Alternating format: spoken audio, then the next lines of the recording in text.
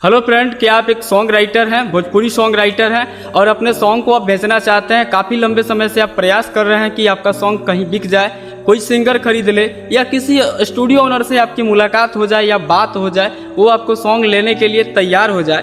तो आप इस वीडियो को शुरू से अंत तक देखिएगा, इत्मीनान से देखिएगा, इस वीडियो को स्किप नहीं कीजिएगा। मैं आपसे दावा करता हूँ कि इस वीडियो को देखने के बाद आपको दूसरी वीडियो देखने की जरूरत नहीं पड़ेगी, पूरी गारंटी के साथ बता रहा हूँ। तो इस वीडियो को शुरू से अंत तक देखिए। मैं हूँ आप सभी का दोस्त राइटर गुड्डू गोल्डन यादव और ऐसी ही वीडियो अपने चैनल पर लेकर आते रहता हूँ। तो आप हमारे चैनल को सब्सक्राइब करके आप हमारे यूट्यूब परिवार का हिस्सा बन जाएं और नोटिफिकेशन बेल आइकन दबाना बिल्कुल नहीं भूलिएगा, क्योंकि ये दबा दीजिएगा घंटी तो आपके पास हमारी हर नई वीडियो का अपडेट मिलता रहेगा। आप उससे देख के सीख के कुछ अपने जीवन में आगे बढ़ सकते हैं। तो चलिए दोस्तों, सबसे पहले हमारे टॉपिक क्या, हम दो ही टॉपिक पे बात करेंगे और हमारी पूरी वीडियो इस दो ही टॉपिक के इर्द गिर्द घूमने वाली है। यानी कि दो टॉपिक इसमें सबसे मेन है और इस दो टॉपिक को यदि आप समझ लेते हैं तो समझिए कि आप गाना बेचने में या गाना सेल करने में या किसी स्टूडियो ओनर के पास आपको जाके सेल नहीं करना पड़ेगा, बल्कि घर बैठे ही अपने गाने को आप सेल कर पाएंगे। हमारा सबसे पहला पॉइंट है कि सबसे पहले चैनल बनाएं। सबसे पहले आपको एक चैनल बनाना है। दूसरा नंबर हमारा पॉइंट है कि कम्युनिकेशन बनाना सीखे। और इसी दो पॉइंट के इर्द गिर्द ये वीडियो घूमेगी और शुरू से अंत तक इसी टॉपिक पे बताने वाला हूँ। और यही दो टॉपिक की वजह से, इसी दो पॉइंट की वजह से किसी भी राइटर का गाना बिकता है या सेल होता है, जो भी आप समझिए। तो चलिए दोस्तों, अब हम डिटेल में बात करने वाले हैं कि सबसे पहले आपको चैनल बनाना क्यों जरूरी है और दूसरा नंबर कम्युनिकेशन क्यों जरूरी है। तो इसको एक उदाहरण से समझते हैं। मान लीजिए कि आप एक कपड़े की दुकान खोलते हैं, तो आप दो तरीके का काम कर सकते हैं। आपकी माइंड सेट जिस टाइप की होगी उस टाइप का आप काम करेंगे। या तो आप डोर टू डोर जाओगे, यानी कि दरवाजे तक जाओगे अपने कपड़े को लेके, किसी रिक्शे से या किसी साइकिल से या किसी मोटर साइकिल से, जो भी चीज़ें होगी, मतलब जो भी आपके पास सुविधा होगी उस चीज़ से डोर टू डोर जाओगे, यानी कि घर लोगों के दरवाजे तक जाओगे और वहाँ पे सेल करोगे। और दूसरा आपके पास ऑप्शन बचता है कि आप एक शॉप खोल लोगे और उस शॉप का एक नाम दोगे और नाम देने के बाद आप वहाँ पे काम अपना शुरू करोगे। तो आपके पास दो ऑप्शन है और इस दो ऑप्शन में से आप कौन सा चूज करते हैं ये आपके ऊपर डिपेंड करता है। तो पहला नंबर है कि डोर टू डोर जाकर सेल करना और सेकंड है कि आप एक अपना दुकान इंस्टॉल कर लिया, दुकान इंस्टॉल करने के बाद वहाँ पे सेल कर रहे हैं। अब दोनों में डिफरेंट क्या है? अगर मान लेते हैं, सपोज कीजिए कि आपको डायमंड सेल करना है और डायमंड सेल करने के लिए आप एक शॉप को इंस्टॉल ना करके आप डोर टू डोर ठेले पे घुमाकर बेचने के लिए सोचते हो। अब सोचिए कि डायमंड को अगर आपको सेल करना, हीरा बहुत बेशकीमती होता है और उसको सेल करने के लिए जब आप दरवाजे पे जाओगे ऐसे ठेले पे लेके लोगों को, तो लोगों की माइंड सेट ऐसी है कि लोगों को लगेगा ये ओरिजिनल हीरा नहीं है बल्कि नकली है, क्योंकि इतनी असुरक्षा के साथ इस चीज़ों को ये बेच रहा है। इसमें कोई सुरक्षा नहीं है, ऐसे खुलेआम बेच रहा है, क्योंकि ठेले पे हीरा आप सेल नहीं कर सकते हो। तो लोगों की माइंड सेट ऐसी है कि अगर वो ओरिजिनल भी हीरा होगा तो बोल देंगे कि ये डुप्लीकेट है।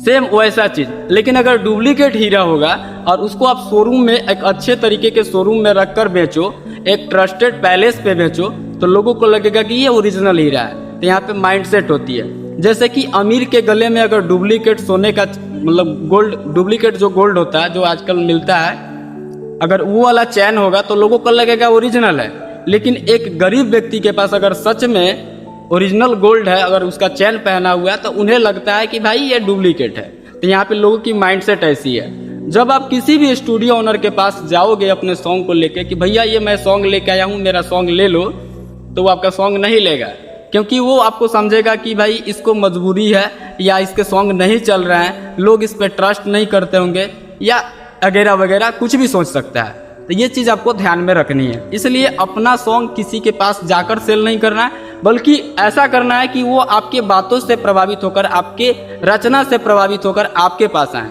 ये चीज़ आपको दिमाग में रखना है, ठीक है। इसलिए मैंने कहा कि सबसे पहले आपको चैनल बनाना है। ऐसे घूम घूम के नहीं बेचना है।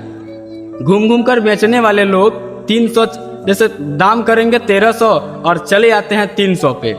तो लोगों को उनकी फितरत मालूम होती है कि घूम घूम कर बेचने वाला लोग जो होता है साड़ी का, अगर साड़ी बेच रहा है तो बोलेगा 1300 का है बहन जी, और उसी साड़ी को बाद में 200, 250, 300 में बेच के चला जाएगा। तो लोग उसके माइंडसेट पकड़ लिए हैं। तो इस तरीके का नहीं करना। लेकिन अगर उसी साड़ी का, भले ही वो 300 का है, शोरूम में रख दिया जाए, एक अच्छा टैग लगा दिया जाए उस पर, तो उसी साड़ी को आप 3000 में भी बेच सकते हो, 1300 में भी बेच सकते हो, क्योंकि लोगों की माइंडसेट ऐसी होगी कि भाई हम शोरूम में आए हैं, मॉल में आए हैं।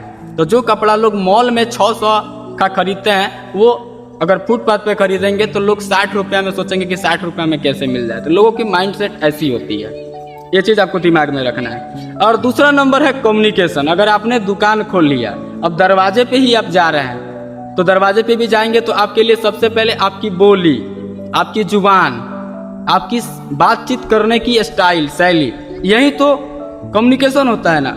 कम्युनिकेशन का मतलब क्या? संपर्क जोड़ना, लोगों को अपने पक्ष में करना अपनी बातों से। तो आप अगर किसी शोरूम में बैठे हैं, कोई आया खरीदने के लिए, आप उसको संतुष्ट नहीं कर पाए, इसके फीचर्स क्या है, फायदे क्या है, आप किस टाइप की चीज़ें देते हैं, आपके पास शुद्धता क्या है, ये सारी चीज़ें आपको अपने बात। अब मैं ये थोड़ी सिखाऊंगा कि आपको गाना बेचना है तो आप सिंगर से बात करना है तो आप क्या बात करोगे, ये आपके ऊपर डिपेंड करता है। मेरे पास सिंगर का फ़ोन आता है, मैं अपने हिसाब से बात करता हूँ, सिंगर मेरी बातों से प्रभावित होता है, प्रभावित होकर मुझे पेमेंट करता है। अगर सिंगर आपके बात से, अगर मान लेते हैं जो आपके दुकान पे आया हुआ है, यदि आपके बात से अगर प्रभावित नहीं हुआ, सहमत नहीं हुआ, तो आपको क्यों पेमेंट करेगा और क्यों आपकी चीज़ें खरीदेगा। इसलिए आपको कुछ ऐसी शब्दों का, ऐसी बोलचाल वाली चीज़ों का या ऐसे कम्युनिकेशन स्किल का उपयोग करना होगा। जैसे साड़ी बेचने वाला क्या बोलता है कि देखिएगा, हर दुकानदार ये चीज़ बोलता है, मैं देखा हूँ 100 में से 90 लोग ज़रूर बोलते हैं कि भाई आप जाओ, मतलब किसी चीज़ का रेट बताया 1500, आप बोलेगे अरे फलानवा तो इसी को 1300 में दे रहा है, तो वो बोलेगा जाइए 1300 में लेके आ जाइए, ये 1500 रुपया लेके जाइए, चाहे 1300 रुपया जितना आप बोले हैं ये लेके जाइए। मार्केट में अगर किसी के पास मिल जाए तो मेरे लिए 10 पीस मंगा दीजिए। अब आपकी माइंडसेट वहाँ पे क्या हो जाती है कि भाई ये बोल रहा है, शायद सही बोल रहा होगा, क्योंकि इतने विश्वास के साथ बोल रहा है। तो किसी भी कारोबार में कॉन्फिडेंस बहुत ज़रूरी है, और कॉन्फिडेंस कम्युनिकेशन में झलकनी चाहिए। जब आप किसी से भी वार्तालाप कर रहे हैं, कन्वर्सेशन कर रहे हैं, अपने गाने के बारे में समझा रहे हैं या सिंगिंग कर रहे हैं, कोई भी चीज़ कर रहे हैं, तो उसमें कॉन्फिडेंस का होना काफ़ी ज़रूरी होता है। तो ये 2 पॉइंट मैंने बता दिए। यदि इस 2 पॉइंट पे आप ध्यान केंद्रित करते हैं तो आप अपना गाना सेल कर सकते हैं। पहला नंबर, आप चैनल बना लीजिए, एक अच्छा सा नाम दीजिए, यूनिक सा नाम दीजिए, और उस चैनल के जरिए आप अपनी रचना को इस यूट्यूब चैनल पर डालिए, पोस्ट कीजिए। लोग धीरे धीरे आपकी चीज़ों को देखेंगे, सुनेंगे, प्रभावित होंगे। शुरुआत में थोड़ा सा मुश्किल होगा, ज़्यादा व्यू नहीं आएगा, धीरे धीरे आने लगेगा। तो शुरुआत में थोड़ी सी मशक्क़त करनी पड़ेगी, लेकिन शुरुआत में थोड़ी सी की हुई मशक्क़त आने वाले टाइम में आपको फर्श से अर्श पे पहुंचा देगी। क्योंकि किसी ने कहा है, कौन कहता है कि आसमां में सुराग हो नहीं सकता, एक पत्थर तो तबीयत से उछालो यारो। तो कहने का मतलब है कि अगर इंसान के अंदर काबिलियत है, हुनर है, मेहनत करने की जज्बा है, तो इंसान अपने जो भी सपने हैं उसको पूरा कर सकता है। तो इस चीज़ पे आपको ध्यान केंद्रित करना। पहला नंबर चैनल बनाना, और दूसरा कम्युनिकेशन, यानी कि बातचीत करने की क्या स्टाइल। ये 2 चीज़ आपको सफल गीतकार बनाने में बिल्कुल हेल्प करेगी। इस चीज़ को आप ट्राई करके देख लेना। पहला चैनल बना लो, और दूसरा नंबर कम्युनिकेशन, अपना स्किल सुधार लो। ये 2 चीज़ आपको डेवलप करेगी राइटिंग की फील्ड में। तो इस वीडियो को यहीं पे एंड करते हैं। वीडियो से अगर कुछ भी सीख मिली है तो इस वीडियो को लाइक कर दीजिए, चैनल को सब्सक्राइब कर दीजिए। फिर मिलेंगे अगली वीडियो में, तब तक के लिए जय हिंद।